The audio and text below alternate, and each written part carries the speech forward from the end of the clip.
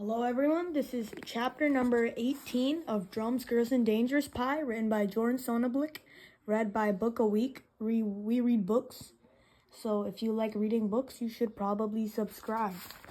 I'm a man now. The next day was really busy with Jeffrey's treatment and 1,000,001 doctors coming into the room, so I didn't see Samantha at all through the whole morning and afternoon. I was planning to stop by her room and say goodbye, but I got distracted on the way out. I overheard the main guy, Dr. Moses, giving my dad a pretty strong warning as we were getting ready to leave. Listen, Mr. Alper, I've been on and off the phone with your son's pediatrician all morning. I'm concerned about Jeffrey's hepatic function. His ALT has climbed sharply over the past week, and I want Dr. Perot to keep an eye on your son's blood counts and transaminase numbers for the next couple of weeks. If the AST climbs too, we'll need to know about it. Of course, we'll be running our own tests every week. But liver trouble is nothing to mess around with, and I want to be extremely cautious as long as Jeffrey is on such high doses of 6-MP and methotrexate. I'm sorry, doctor, but my wife is the one who has been handling all of the medical stuff so far. Can you explain that? Okay, hepatic equals liver. The liver's job is to filter the blood. When a child is on as many heavy-duty chemotherapy drugs as Jeffrey is, the liver takes a beating. We check the blood levels of certain enzymes periodically in order to make sure that the liver is handling the strain adequately. If the liver begins to sustain damage, the enzyme levels should theoretically give us some warning. Then we have to adjust the patient's meds until we get the chemo regimen in balance with the patient's liver function. Otherwise, there is a risk of liver failure, which can be fatal. That was just peachy. Theoretically, give us some warning. Sheesh.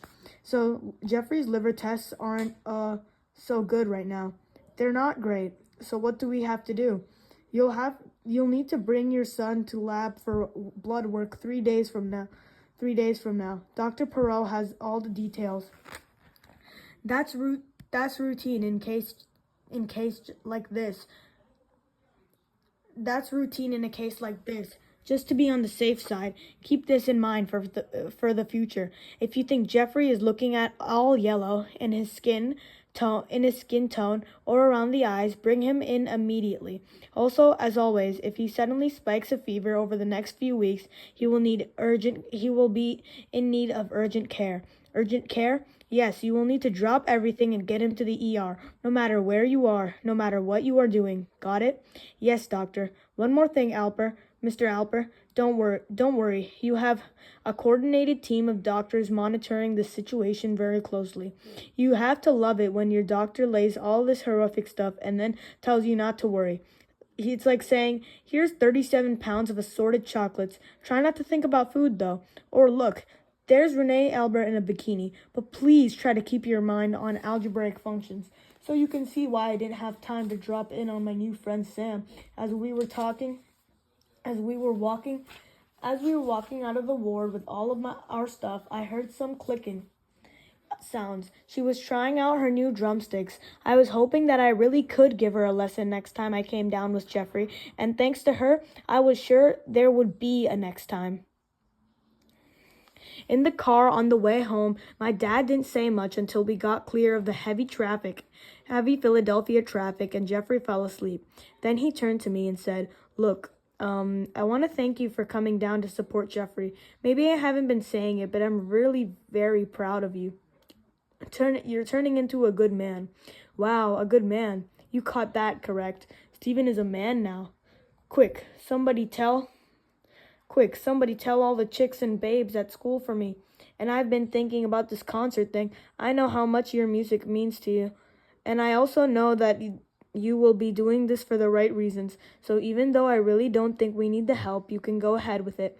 I'm not sure I'll be able to go with all the tax work I have to do this month and all, but I'm behind you in your decision. You aren't going to my concert? I'm not sure, Steven. I have a lot to get caught up on. And you know that these last few weeks before April 15th are crunch time for accountants every year. I'll do my best. My first thought when he said that was wonderful. Now that I'm a man, my dad can weasel his way out of going to my concerts. What next? Maybe he'll stop buying food for me or rent out my room. Then, for possibly the first time since all of this had started, I stopped feeling sorry for myself and thought of other people's situations. It could have been worse. I could have been Annette, who had practiced all year for a concert she wouldn't play in, or Sam, who might be dying all by herself in the hospital while her sister parties it up at college, or Jeffrey. Speaking of Jeffrey, you should have seen how my mother charged straight to him when we pulled into the driveway. I guess she had gotten her strength back while we were gone, because she lifted Jeffrey up in a rib-crushing hug until he practically begged her to let him down. I guess I was still in my new manly sympathetic mood, because normally I would have been standing around saying ahem until my mom noticed me too. But that day I just looked up at her with a new appreciation. This woman had spent nearly half of her time this year at the hospital with her son, praying for him, watching over him, comforting him, handling all of this overwhelming cancer stuff. And suddenly, as she reached out and squeezed my arm, I realized without any shadow of a doubt that she would have done the same for me. Maybe you'll think it's nuts that the brother of a cancer patient would feel lucky, but at that instant, I most surely did. The next 3 weeks of school were absolutely nutty. Annette and Renee both insisted on tutoring me in subjects I had missed during my 2 days in Philadelphia. I let Renee in the house this time. They also insisted on updating me daily on the progress of the benefit concert, to the point where the details were just too much. The posters are up all over town. We called the newspaper. They said they'll send a reporter to the last rehearsal and the concert. The high school band has already sold 286 tickets. Your brother's school took out a full page ad in the program. Dexter's Auto Body bought a double page spread. I was half expecting them to tell me how many light bulbs the high school stage had, what color the bulbs were, how much heat they gave off in kilojoules, and whether that was greater than or less than the caloric output of the school cafeteria on any given day, with and without the snack line.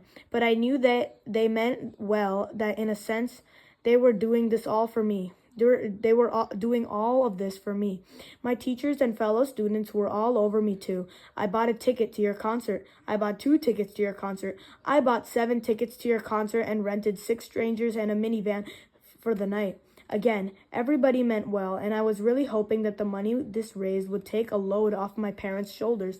But the intensity of all of the attention was pretty high. I couldn't just wait to casually get up there and play the drums for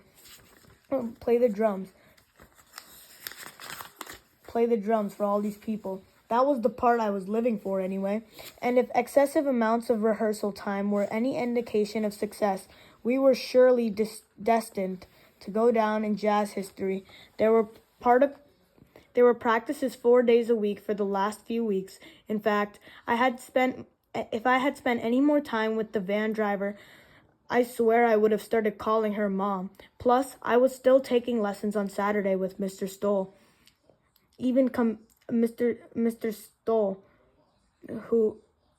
Mr. Stoll, and practicing on my own, both at home and during my opportunity periods at school. And I was doing all of my homework. My math teacher even commended me for my improved work habits. Speaking of improved work habits, I was also spending a ton of time reading Mrs. Galley. Mrs. Galley had called me down right before my big trip to the hospital with Jeffrey. She said she just wanted to check in with me, but then she'd immediately pushed a candy dish my way, so I knew there was a heavy topic on the agenda. It turned out that she had ordered a book for me to read about childhood leukemia and its treatment. She said she thought it might help me to process my feelings. I thanked her, snatched up some candy hearts, and walked out with the book under my arm. At the time, my thought was, yeah, like I'm really I'm really in the mood to read a book about this when I'm living it 24/7. But after we got back from the hospital, I picked up the book again because I truly did want to understand what was going on with my brother and with Samantha too. It was about 600 pages long, but I was already halfway through, and somebody else had been reading it every night after I went to bed. My dad.